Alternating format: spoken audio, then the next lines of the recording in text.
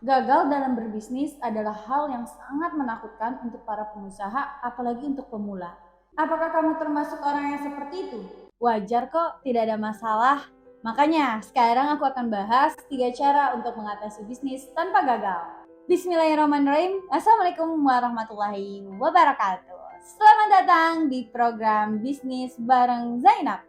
Hai, kenalin, nama aku Zainab Al-Ghazali. Yang pertama yaitu memulai dengan keberanian. Karena bisnis itu kita harus mulai dengan berani, tanpa takut, tanpa ragu. Mulai aja dulu, jangan terlalu banyak teori. Kalau kamu nanya, "Kak, berani-berani?" Kan tapi tetap harus butuh modal. Kamu bisa mulai keberanian itu dengan menjadi reseller. Karena menjadi reseller itu kamu tidak perlu produksi atau harus punya pabrik dulu, punya dapur dulu gitu. Contohnya adalah aku dulu sebelum punya bisnis yang sekarang, aku menjadi reseller dulu. Dari reseller itu, dari hasil penjualan reseller itu aku tabung untuk membangun bisnis aku yang sekarang, seperti itu. Jadi jangan karena nggak punya modal terus kamu jadi takut untuk mulai bisnis. Yang kedua, menjalankan bisnis dengan ilmu. Dalam hal ini saya tercerahkan oleh Mas Dewa Eka Prayoga yang pernah membahas tentang Porter 5 Force Model. Tokohnya adalah Michael Porter. Ini adalah strategi untuk para pembisnis supaya eksis terus tanpa harus bersaing terlalu ketat dan ditelan zaman atau bangkrut. Suatu metode yang digunakan untuk melakukan identifikasi dan analisa kekuatan kompetitor di dalam suatu industri yang mampu membantu menentukan kelemahan dan kekuatan dari industri tersebut. Dalam model ini ada 5 poin. Yang pertama adalah persaingan industri.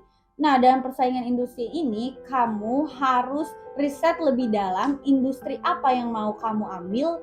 Terus kamu cari target market kamu dan cari kompetitor kamu.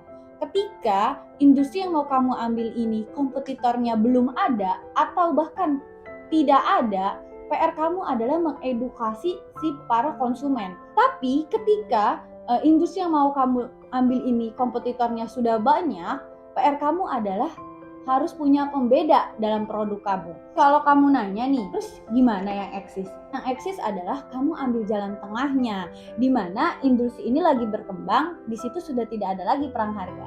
Poin yang kedua adalah ancaman dari pendatang baru. Ketika kamu launching produk baru, di situ akan ada UMKM yang lahir, yang tidak akan diam saja. Dari ancaman ini yang harus dipikirkan adalah seberapa gampang kompetitor masuk ke kategori bisnis kamu. Jadi kamu harus membuat bisnis kamu seunik mungkin supaya kompetitor tidak dengan mudahnya mengcopy paste bisnis kamu.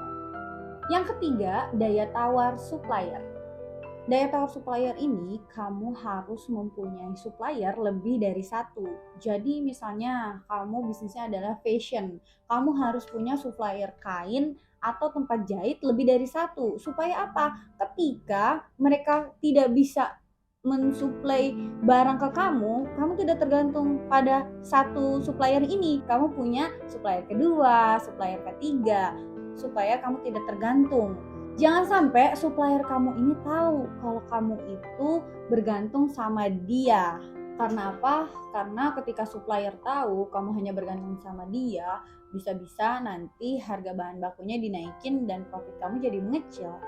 Poin yang keempat, daya tawar pembeli.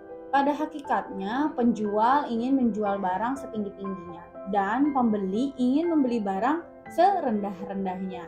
Maka dari itu, kita harus mempunyai produk yang mempunyai value yang tinggi dan berkualitas. Supaya apa? Supaya ketika konsumen membeli dengan harga yang kamu tetapkan, mereka tidak menyesal, mereka tidak merasa rugi karena itu worth it, karena itu berkualitas, karena produk kamu value-nya bagus. Yang kelima, ancaman produk pengganti.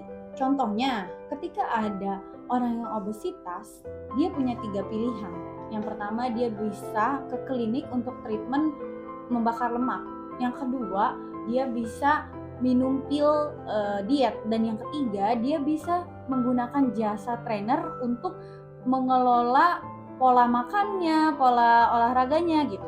Ini 3 bisnis yang berbeda, tapi mereka adalah produk satu kesatuan atau satu jenis. Nah, gimana caranya kita buat bisnis yang tidak mudah diduplikat atau di copy paste? Tapi dari situ kita bisa sih menjadikan atau mengembangkan bisnis kita untuk menjadi pembeda. Mungkin awalnya kita cuma punya klinik, terus kita jadi punya pil diet, terus kita bisa jadi trainer juga. Inilah bisnis, yaitu menggunakan ilmu. Karena tanpa ilmu, ya udah bisnis kamu akan berantakan, gak tahu arah. Setelah kamu sudah membuat strategi 5 model yang udah aku jelasin tadi, kamu tinggal menjalankannya dengan ilmu dan mengevaluasi setiap minggunya, setiap bulannya, dan setiap tahunnya. Poin yang ketiga adalah membesarkan dengan kesabaran.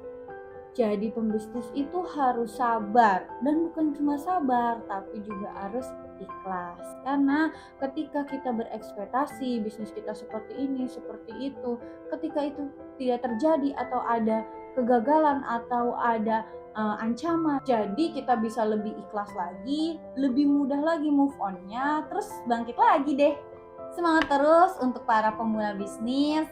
Yuk kita sharing-sharing di kolom komentar, atau kamu bisa langsung DM Instagram aku. Nanti linknya aku taruh ya di bawah. Semoga bermanfaat. Wassalamualaikum warahmatullahi wabarakatuh.